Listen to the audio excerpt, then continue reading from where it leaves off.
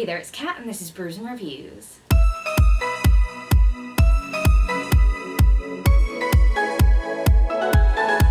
Today's video is my August 2021 wrap-up, so I'm going to be talking about all the books that I read in August of 2021.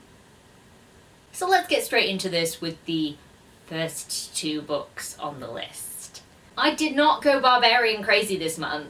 I'm just going to throw that out here before I revealed the fact that the first two books that I read this month were both Planet Barbarians books. I mean, yes, I did continue with the series, but only with two books, and one of them was a novella, so I reined myself in a little bit, so progress. So the first book that I read was Barbarians Taming, and then I read the novella that follows that, which is Aftershocks. I gave both of these 3 out of 5 stars, and I think they kind of go together because the novella sort of takes place at the same time as some of the things that are happening in the full-length novel that happens next to it. Let's talk about Barbarians Taming. I was really iffy about both of the main characters on this, especially when they were with other people. I kind of really disliked them when they were around other people, and then when they went off on their own they were fine, and I was like, yeah, okay, get together, do what you do, you know, do what you do. But when they were with people, I was like, oh, you're so unlikable, and it's just, why?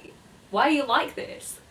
But some interesting plot things happened in this one that were echoed in Aftershock, obviously, because there is a big thing that happens for the entire tribe. And then I just basically stopped reading the Planet Barbarians series after that. I'm like, I'm good. I don't need to know what happens later. I think I'm done. I think I've flushed it out of my system. It is gone. Although, Planet Barbarians is not the worst thing that BookTok has recommended to me, as you will see in the book that I read last this month. Because wow. So the next book I read was Medieval Europe, and this is a non-fiction book about medieval Europe, and I thought, it's free, I'll listen to it, it'll be really interesting, because I like learning history things occasionally. Oh my god, it was a struggle.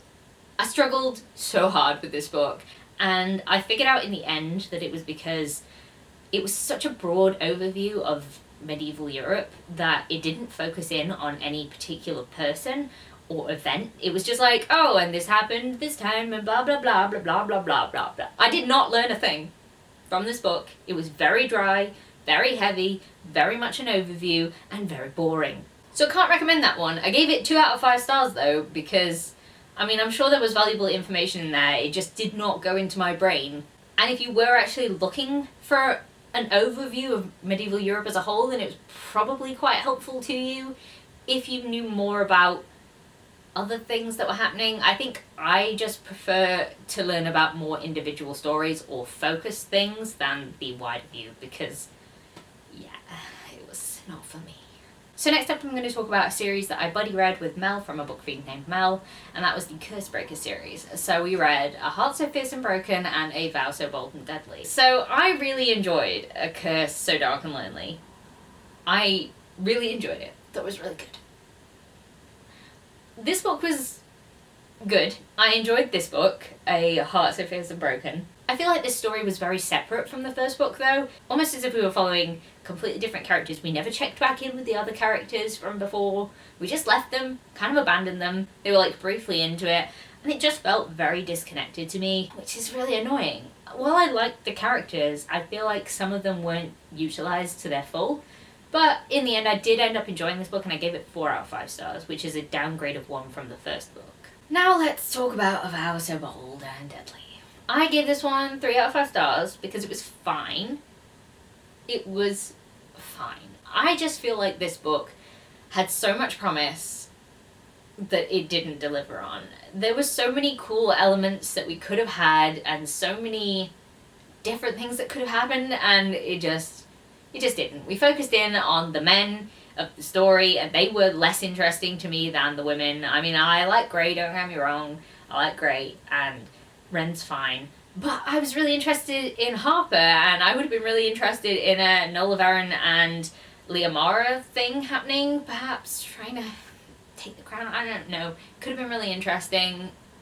It just was a bit basic. And I feel like the end culmination of all of this was just really anticlimactic, and I was quite disappointed. So yeah, I think both Mel and I were just like, it just didn't quite deliver like we wanted it to, which is a shame. The next book I read will actually be quite surprising to many people on this channel, because you know that I am terrified of giant books.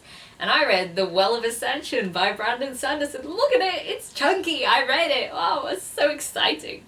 Honestly, I'm so proud of myself for actually picking this book up finally and reading it, and I did enjoy it. However, this book is about 300 pages too long. It does not need to be this length. Chop out some of this just time wasting. The pacing is off for me. I feel like it took too long to get to the point. And I feel like you could have said it in 300 pages less than was actually in this book. But having said that, I did enjoy it. I liked the story, I liked where it went, I liked the twist and some of the things that were going on. I'm very intrigued to see what happens in the next one. I have actually started reading The Hero of Ages, but then I kind of paused like 400 pages into it and then just like stopped reading it for a few days, so I'll probably get back to that at some point in September, but who knows. I ended up giving this one 4 out of 5 stars, so I did enjoy it. I just feel like it could have been a lot shorter. Next up, I read The AI Who Loved Me by Alyssa Cole, and this one is a very short novella about a woman who lives in an apartment, and there's a lot of artificial intelligence systems, and yeah, she falls in love with a guy that she doesn't realize is an AI, and then there's some fun twist things. It's just a cute contemporary romance with AI sci-fi bits in it. I do have to say I read another book by Alyssa Cole. I feel like it was A Princess in Theory or something like that, but I really enjoyed that one as well, so I feel like for contemporary romance, I do really like Alyssa Cole's writing, and this was a nice little read. Next up, I read Tender is the Flesh. Oh, tender is the flesh. Oh, wow. Oh, wow.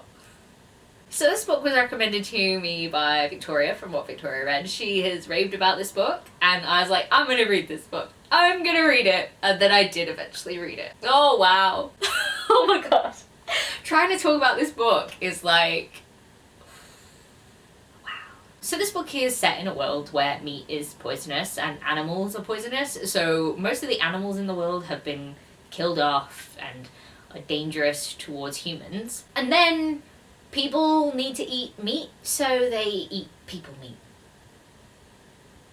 And the main character of the book works in a people meat factory, and you do go to all areas of the meat market, I guess. So like a tannery, a breeder's, the actual slaughterhouse. It's so thought-provoking. And I can't recommend this book to everyone because there is stuff.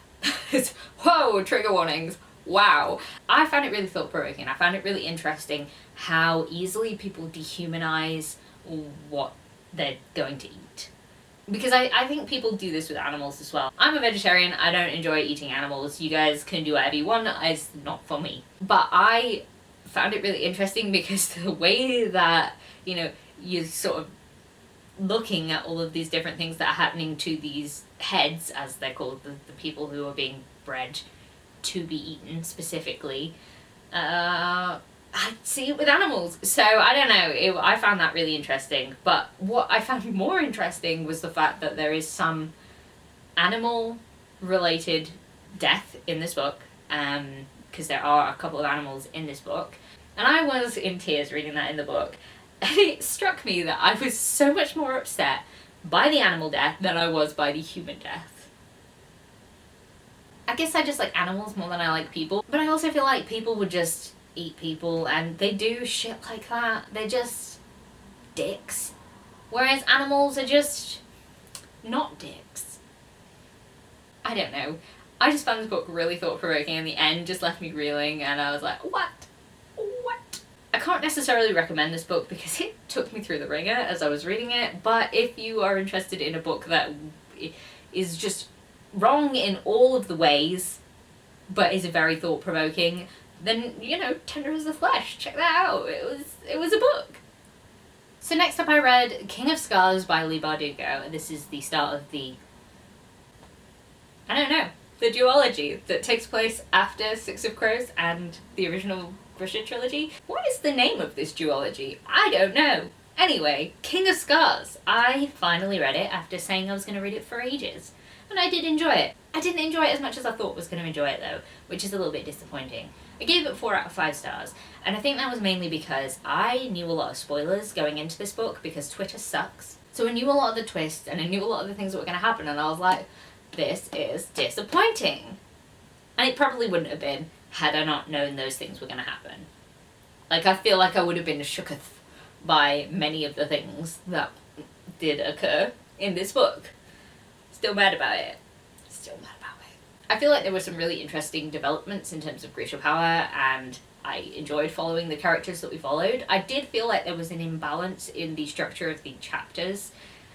Specifically, like, Nina's chapters were very much fewer than the other chapters that were happening, and I don't know if that's just because the other characters were together, so you were getting a lot of that storyline when you were only getting, like, a snippet of what was happening with Nina, and I was like, well, I'm kind of interested. I'd like to know what was happening there, and I'd like to progress with that, but no, okay then. I do have to say that I am really glad that I waited for All the Wolves to come out before I read this, though, because I feel like I would have been really pissed if I'd have gotten to the end of this book and not been able to continue with it. Saying that, I haven't directly continued with Rule of Wolves, but I can when I want to. Whenever I want to. Probably going to procrastinate that for a long time, but still, I can. Next up I read Blood Rights by Jim Butcher. In my TBR video for Join the Six, I said I was going to read Deadbeat, but turns out I read Deadbeat last year and forgot that that was the title of the one that I read. I don't know what it is about the titles of these books, if they just don't stick in my mind. I can remember the thing that happened in the story, I just can't remember what number it was and what his name was, and they're very similar to me, so like... No, because you know what's even worse is that I just said Deadbeat, and that's not the one that I read. It was Death Masks. They're all the same to me. Why?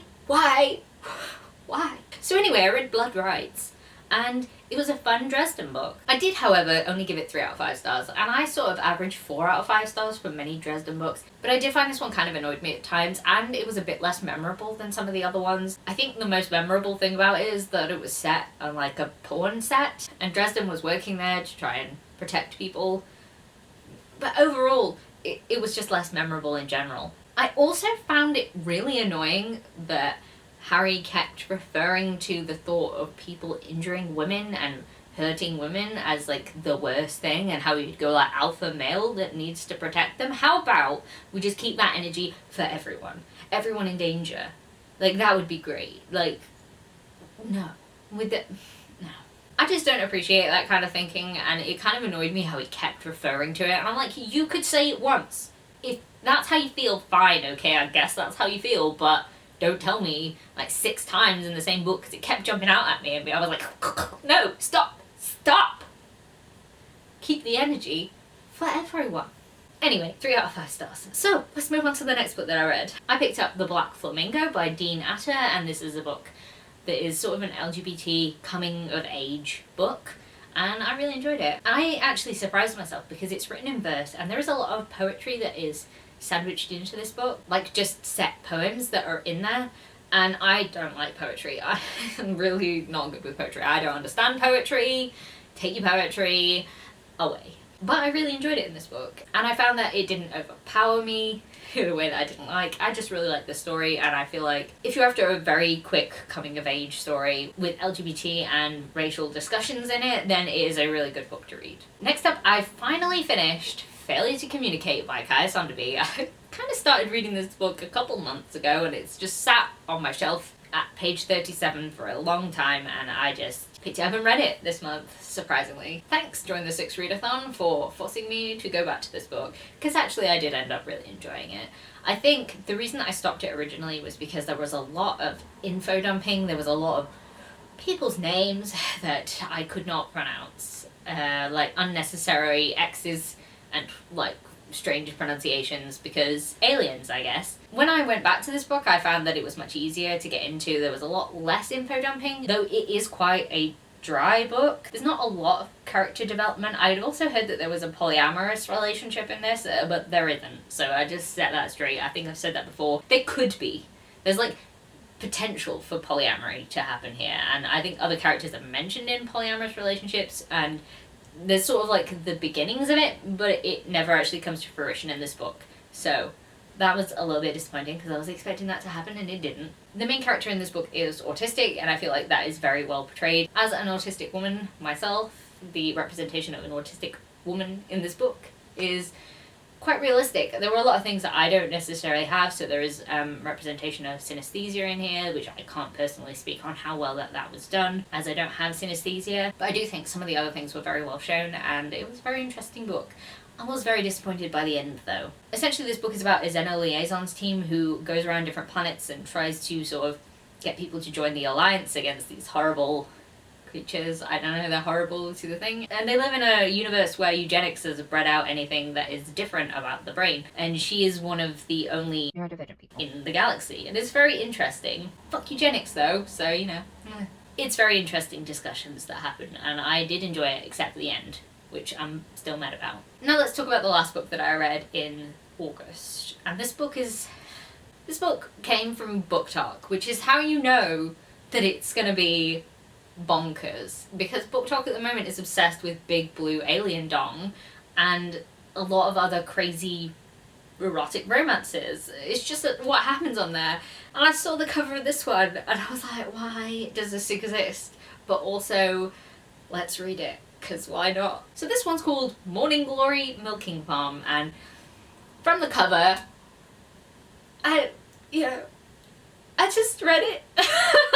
I feel like I want to give you guys a rational explanation for this book, but it actually wasn't terrible. I'm gonna say I gave it 3 out of 5 stars. It's set in a world where all different types of these mythical creatures live amongst humans. So you got like vampires, tieflings, trolls, elves, minotaurs. So the main character is a human lady who takes a job at a pharmaceutical company's milking farm, where they harvest like minotaur milk. It's not milk. It's not milk.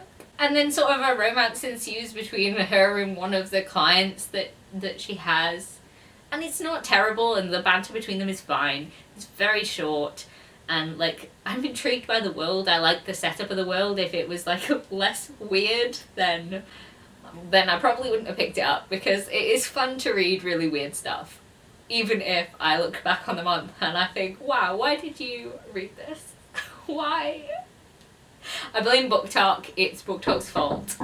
That's my mother. So I'm gonna end this video now because my mother is here. Hi Mum! You can't hear my mum. She's there. That's my mum. Yeah, so if you've read any of these books, then let me know what you thought of them in the comments below. Obviously some of them are, wow, bonkers. Yeah, and if you have made it to this part of the video and you don't have anything else to say, please leave me a cow emoji. Yeah, no explanation for that one needed, I think. So if you enjoyed this video, please leave a like, comment, subscribe, and I'll see you in the next one. Bye!